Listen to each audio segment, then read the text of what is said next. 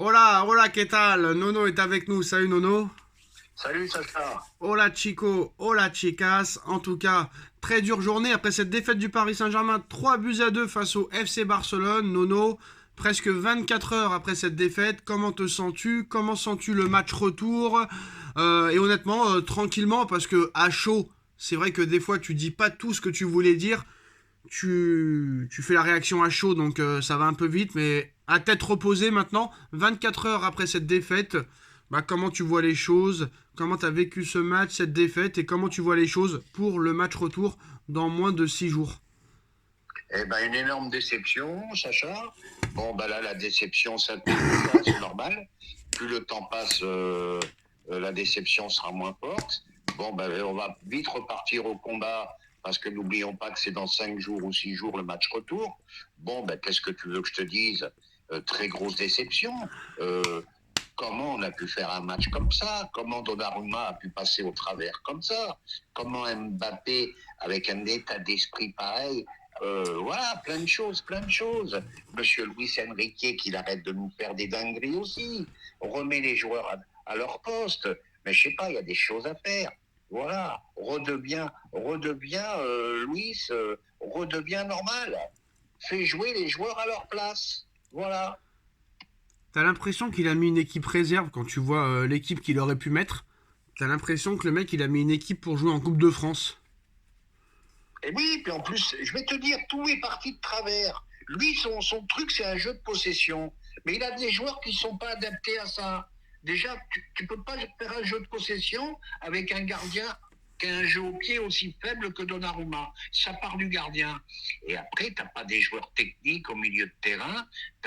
Tu joues en transition. Change tes idées. Fais comme a fait Guardiola en finale de la Ligue des Champions l'année dernière. Voilà, j'ai jamais vu un City aussi vilain, mais il a gagné. Voilà, mais là, c'est pas possible. Là, c'est pas possible.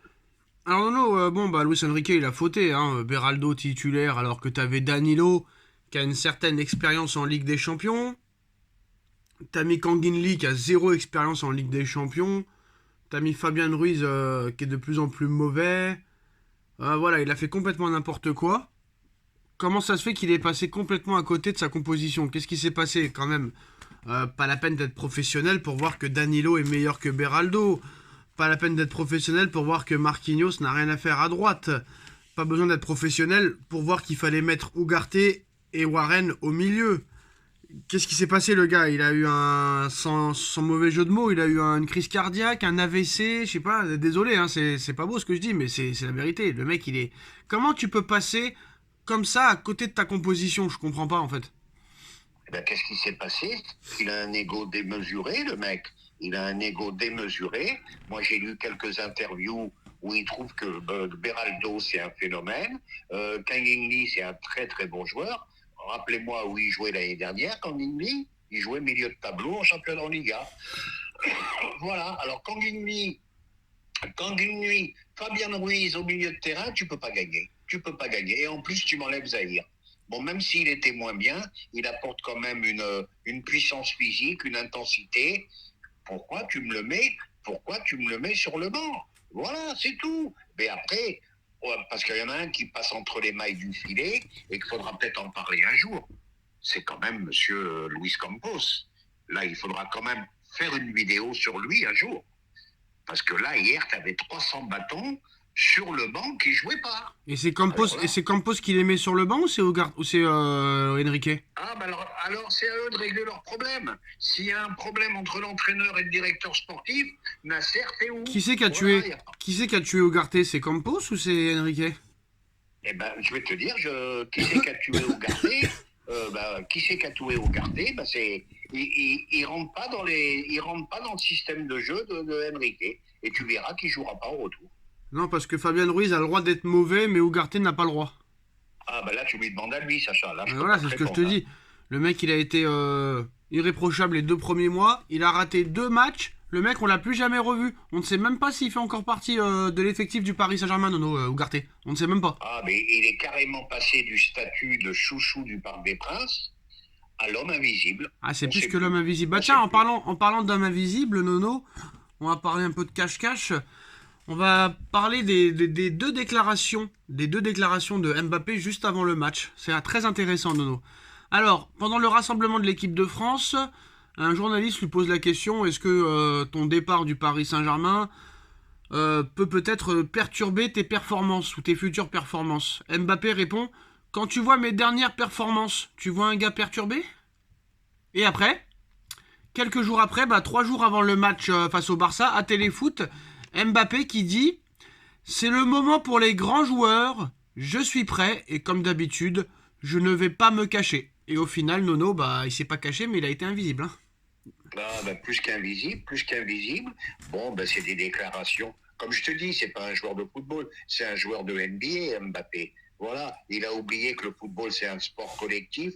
Il a oublié que ça se joue à 11. Il a oublié, j'ai adoré le coup de gueule de Dugarry aujourd'hui, mais qu'il l'a défoncé comme c'est pas possible. Et je trouve que c'est mérité. Comme il a dit, tu as le droit de louper un match, ça peut arriver, mais pas avec un état d'esprit comme ça.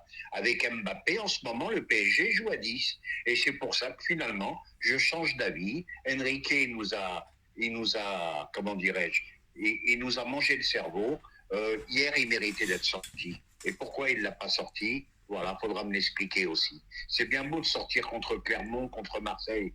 Mais là, hier, il méritait d'être sorti. Non seulement son comportement et tout ce qu'il a fait hier sur le terrain. Voilà. C'est le Qatar qui décide quoi faire. Ils ont dû lui dire. Voilà, résultat des courses, on croyait à un changement, il n'y a pas plus de changement que ça. Et puis point final, hein. Voilà, point final. Ils lui ont dit, vas-y, il n'a pas voulu prolonger, fais-lui la misère en Ligue 1, mais en Ligue des Champions, tu le laisses. Voilà. Voilà. Ce qui prouve qu'Enrique, comme les autres, Deschamps n'y arrive pas non plus. Voilà, il a voulu le capitanat, on lui a donné.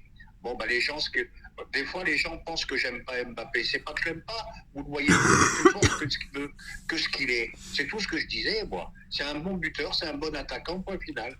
Non, Deschamps avait réussi, mais maintenant, il n'arrive plus à, on va dire, gérer sa grosse tête. Tu vois ce que je veux dire? Non, il n'a pas réussi parce il défend pas plus son équipe de France. Non, j'ai dit, il a réussi, il n'y arrive plus. Ils ont été champions du monde, donc il a réussi. Ah oui, mais voilà, oui, il n'y arrive plus.